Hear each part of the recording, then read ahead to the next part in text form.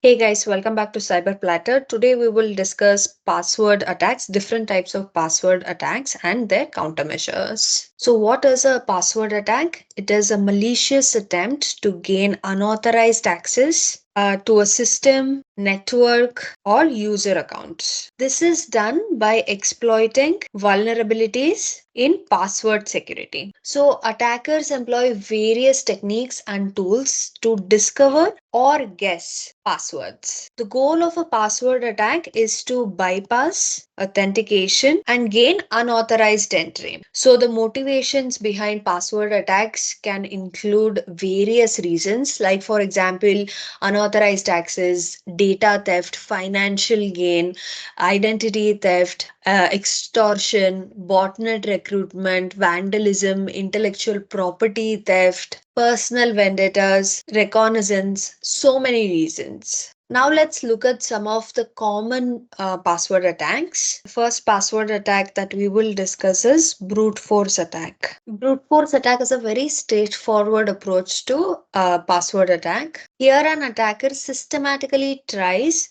all possible combinations of passwords until the correct one is found. Brute force attack is a very exhaustive approach and can be time consuming, especially with complex and lengthy passwords. Suppose, say, an attacker targets an online account with the username user at example.com. So the password for this account is unknown. The attacker starts with, say, simple passwords like password, and then he will do password 1 and then password 1 2, and then this goes on 1 2 3, 1 2 3 4, or 1 1, or 1 1 2, 1 1 2 3, and then he might start password instead of A, you can use @SSWORD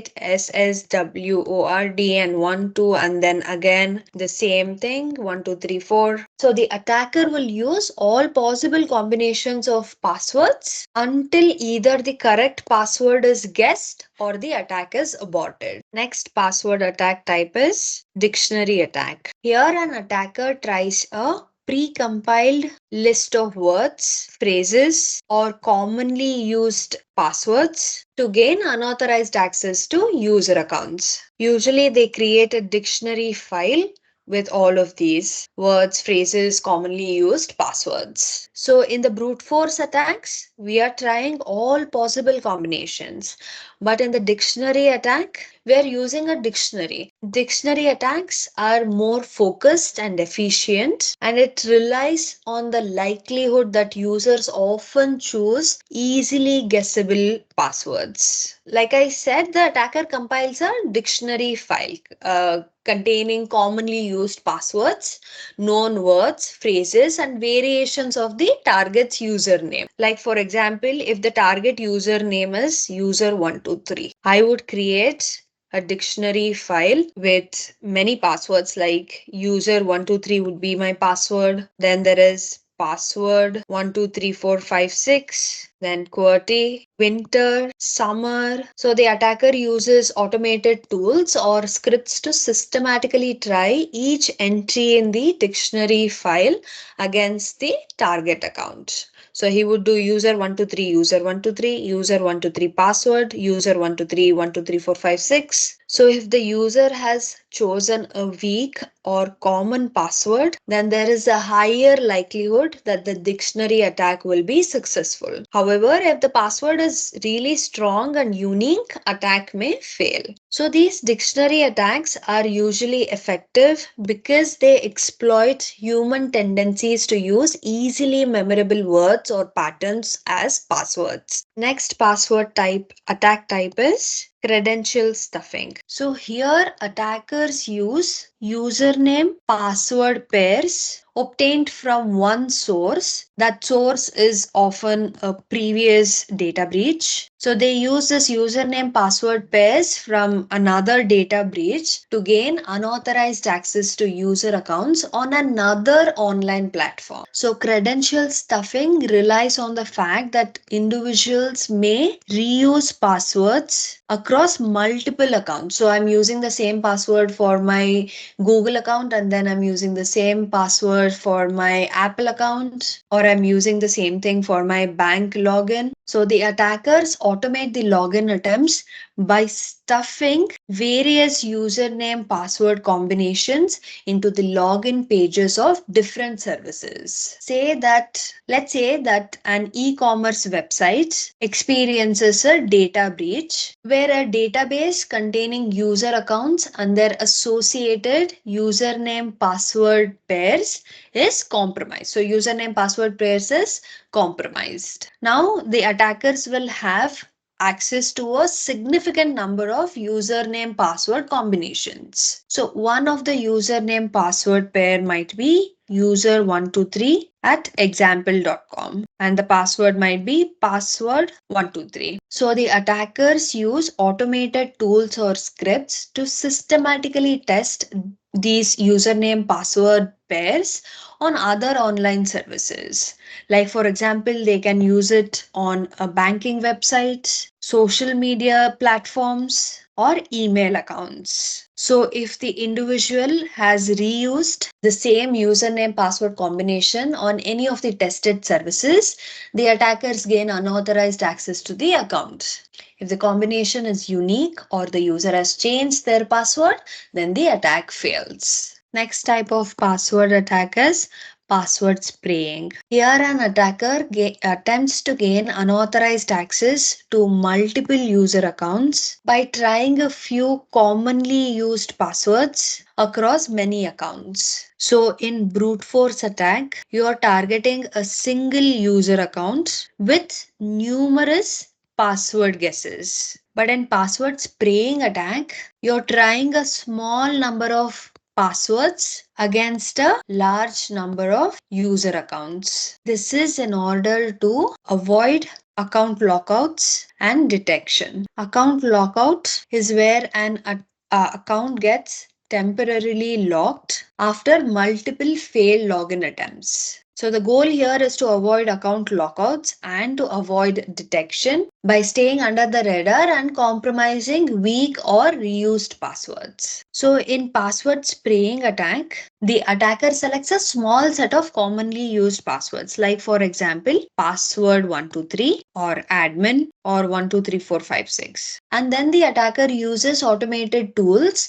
or scripts to systematically attempt the selected passwords. These are our selected passwords against the list of usernames. Like for example, user 1 password 123, user 2 password 123, user 3 password 123. So it goes on. So this highlights the importance of having strong and unique passwords. Type of password attack is phishing attack. Phishing is a type of social engineering attack where the attackers attempt to deceive individuals into providing sensitive information such as passwords and financial details by posing as a trustworthy entity. These attacks often involve fraudulent emails, messages, or websites that mimic legitimate organizations to trick users into disclosing their confidential information. Suppose, say, you have an online banking account with a financial institution named Example Bank. Now, an attacker decides to launch a phishing attack to obtain your online banking credentials. So, you will receive an email that appears to be from Example Bank, claiming that there is a security issue with your account and that requires immediate attention. The email includes urgent language, a sense of urgency, and a call to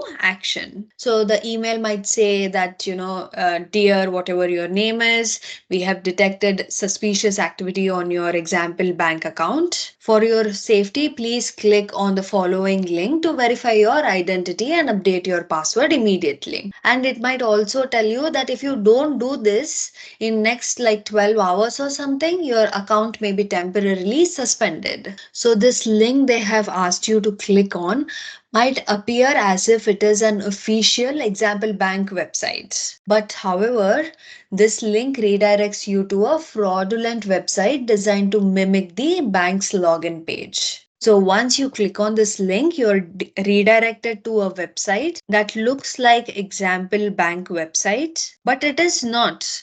It's a fraudulent website, which only looks like example bank. And the page will prompt you to enter your user ID and password, believing that the email is legitimate and the website is legitimate. You enter your login credentials on this fraudulent website. And by doing so, you're providing the attacker with your username and password. So now the attacker has access to your online banking account and can potentially conduct unauthorized transactions, steal sensitive information, or commit fraud. There are many different types in phishing attack, like for example spear phishing. These are targeted phishing attacks that tailor messages to specific individuals or organizations. Then there is vishing, voice phishing, that is phishing conducted through voice communication, often using phone calls. Then there is smishing, that is SMS phishing, meaning phishing attacks delivered via text messages on mobile devices. Then there is clone phishing, that is creating and sending replicas of legit messages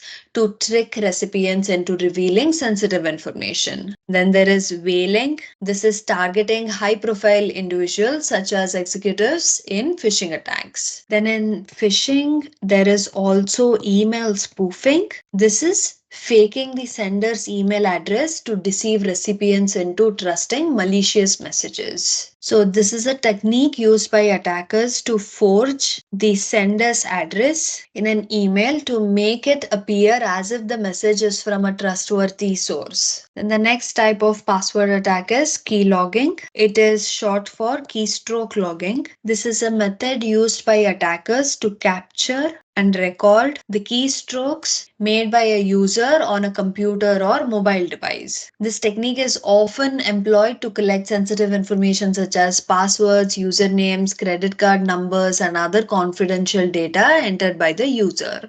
Now let's see how this works. So the attacker starts by installing a keylogger on the targeted device. So the attacker starts by installing a keylogger on the target device. Keyloggers can be introduced through malicious software, email attachments, infected websites, or even physical access to the device. Once it is installed, the keylogger operates silently in the background, capturing every keystroke made by the user, regardless of the application or website being used. So the keylogger stores the recorded keystrokes in a log file or sends them to a remote server controlled by the attacker. The collected data, including sensitive information like passwords, is later retrieved by the attacker for malicious purposes. So to avoid this situation, you need to use or employ reputable antivirus or anti-malware or EDR, that is endpoint detection and response software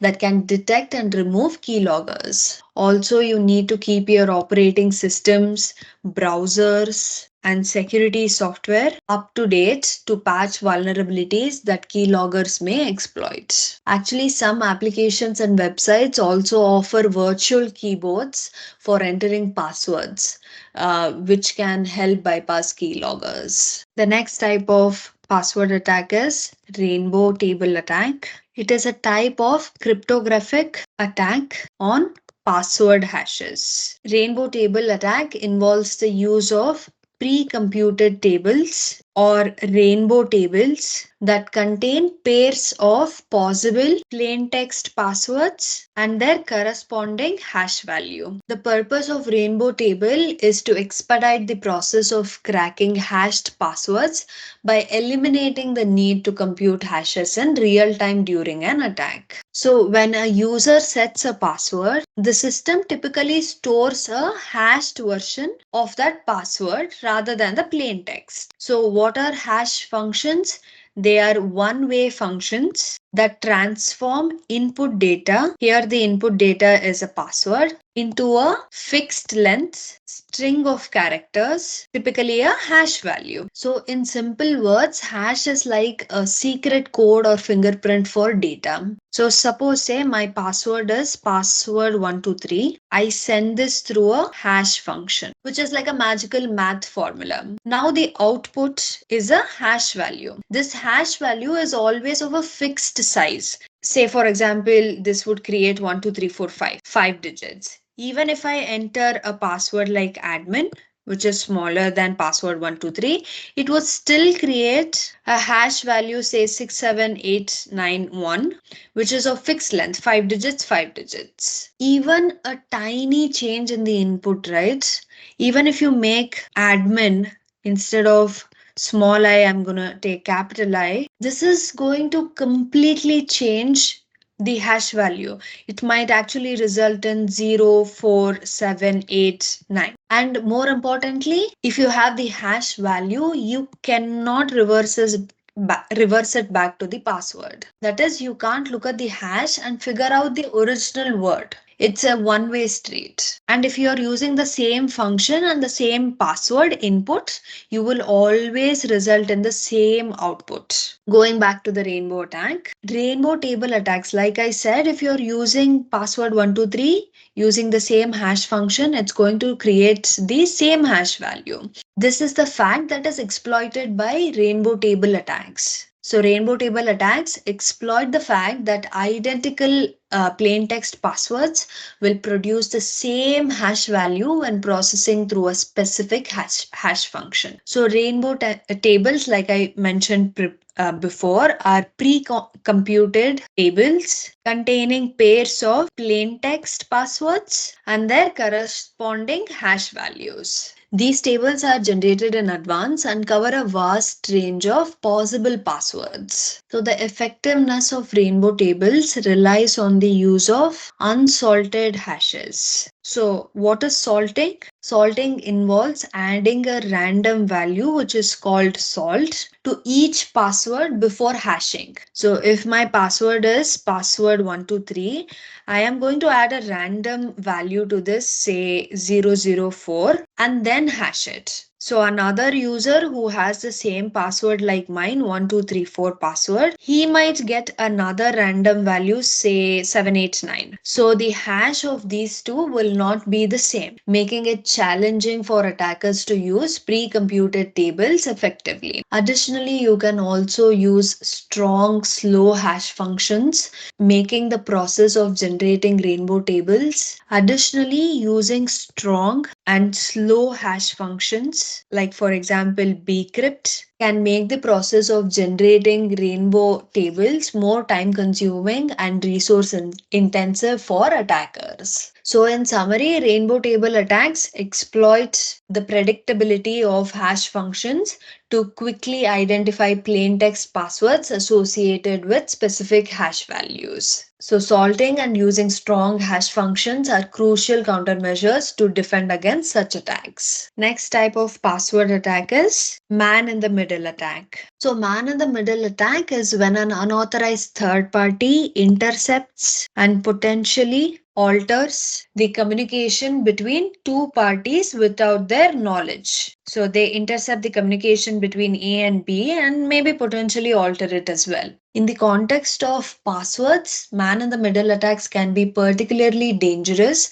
because they allow attackers to capture login credentials or other sensitive information as it is transmitted between a user and a legitimate service. Let's look at an example. Let's say that Alice is trying to log in to her online banking account from a coffee shop using the public Wi-Fi network. So in a secure environment, Alice's login credentials, that is username and password, are encrypted before being transmitted from her device to the banking server. Then the bank's server decrypts the credentials, verifies them, and grants access if they are correct. Now let's see what happens in a man in the middle attack. So an attacker, say Eve, positions herself between Alice's device and the banking server. This can be achieved through various means such as spoofing, DNS spoofing, or compromising the Wi Fi network. So now, when Alice attempts to log in, her credentials pass through Eve's position first before reaching the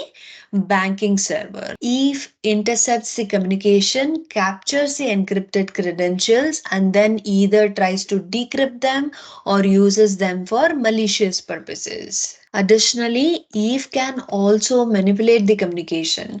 For like example, she might prompt Alice with a fake login page designed to resemble the legitimate one, that is this one. Alice, obviously unaware of the attack, enters her credentials into the fake page here, which Eve captures and uses for unauthorized access. So, to mitigate man in the middle attacks, it is crucial to use secure and encrypted communication channels. Websites and services should implement HTTPS to encrypt data in transit, preventing attackers from easily intercepting and manipulating sensitive information. Users should also be cautious when accessing sensitive accounts over public Wi-Fi and consider using virtual private networks, that is VPNs, for added security. Employing multi-factor authentication, that is MFA, can also provide an additional layer of defense against unauthorized access, even if passwords are intercepted. Next type of password attack is pass the hash attack. Here, the attacker captures the hashed password of a user and uses it to authenticate to a system or network without needing to obtain or crack the actual plain text password. So he just captures the hashed value and uses it to log in. So the attacker will know only the hashed values and not the plain text password. This is particularly effective when systems or networks store hashed passwords for authentication. So instead of actually requiring the plain text password, he is exploiting the hashed values to log in. So previously I mentioned what is hash, how password is typically stored as a hash value because it provides more security, as storing passwords as plain text is not secure.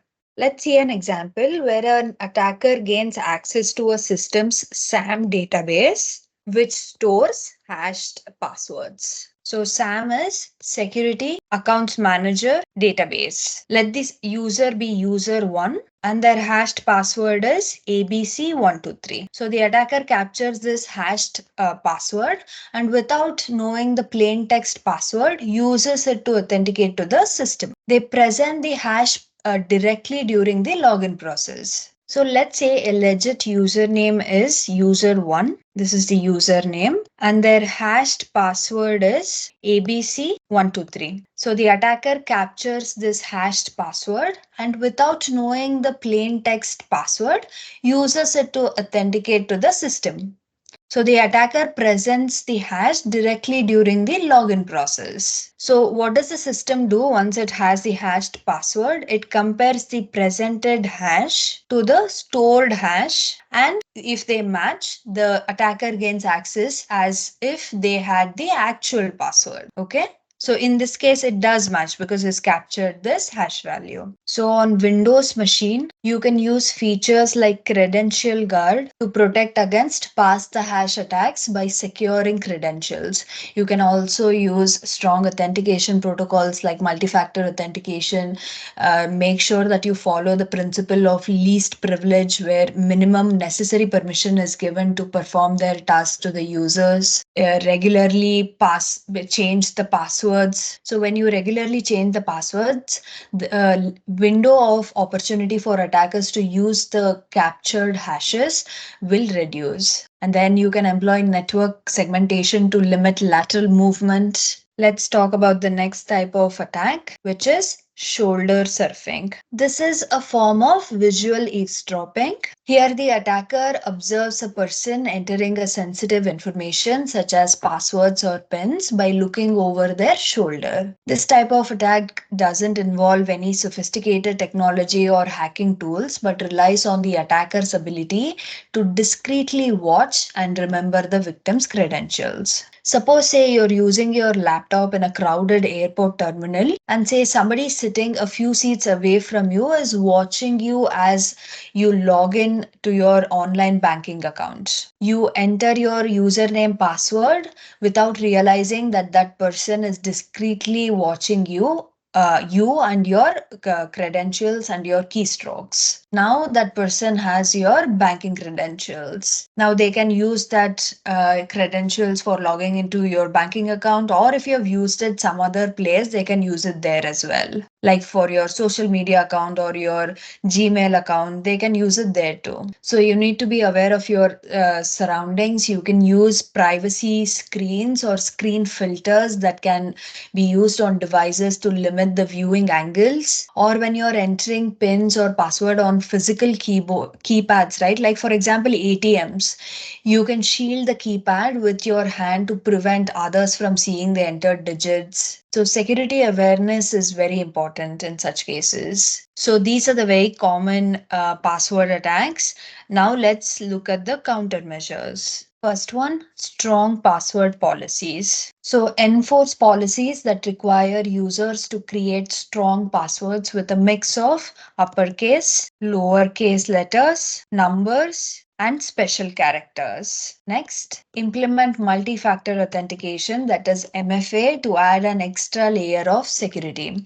MFA requires users to provide multiple forms of identification, such as a password and a temporary code sent to their mobile device. Next, set account lockout policies to temporarily disable an account after a specified number of unsuccessful login attempts. This deters brute force attacks. Say that, after 5 unsuccessful login attempts, the user account gets locked. Next, password expiration and rotation. Set passwords to expire after a specified period and encourage users to change their passwords regularly.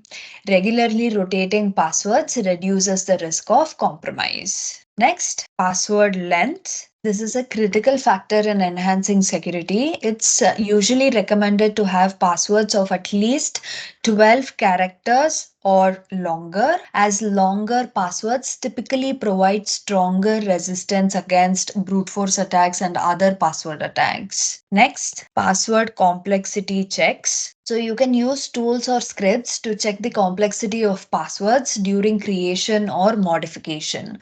Avoid allowing easily guessable passwords or commonly used phrases. You might have seen this. Many of the websites, when you're creating an account, when you provide the password same as your account name, it will tell you that you cannot use this password. You need to make it more complex. Or if you're using simple like password 123 or admin 123, it's going to tell you don't use this. It is not complex enough. It will also give you a check mark where it says this is a bad password, this is a good password, this is an excellent password. So you can look at that and figure out that this is a good one. And then education and awareness. Conduct security awareness training for users to educate them about the risks of weak passwords, password reuse, and the importance of safeguarding their credentials. In these security awareness training, you can also include education about phishing, social engineering, shoulder surfing, that not to click on any link that is being sent. If you're doubtful, ask your security teams. And be mindful when you are entering your password. Don't write it on a sheet of paper and keep it under your keypad. Next is credential monitoring. Regularly monitor and analyze user account activity for suspicious patterns or multiple failed login attempts. Identify and investigate any unusual account behavior promptly. Then encourage the use of password managers. This is to generate and store complex, unique passwords for each account. Password managers reduce the likelihood of password reuse. Next, rate limiting. Implement rate limiting mechanisms to prevent attackers from making a large number of login attempts within a short time frame.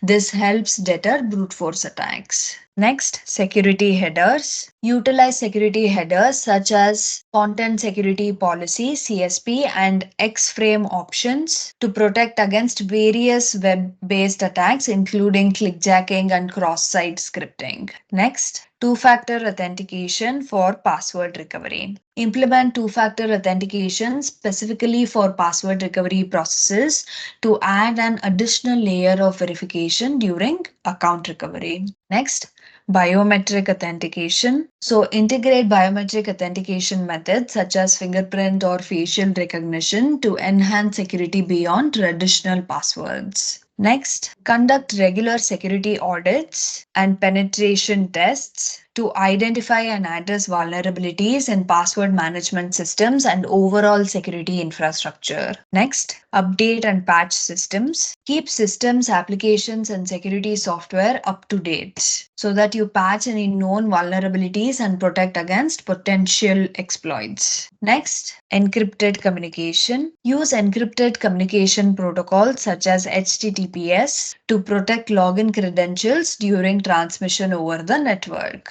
Next, implementing salting. So add unique salts to passwords before hashing to mitigate the risks associated with attacks like rainbow table attacks. So by combining these countermeasures, organizations can create a comprehensive defense strategy against password attacks and maintain a secure environment for user accounts and sensitive data. So that's it for today, guys. I hope you learned a little bit about password attacks and their countermeasures. If you liked today's video, please don't forget to share, like, and subscribe to our channel.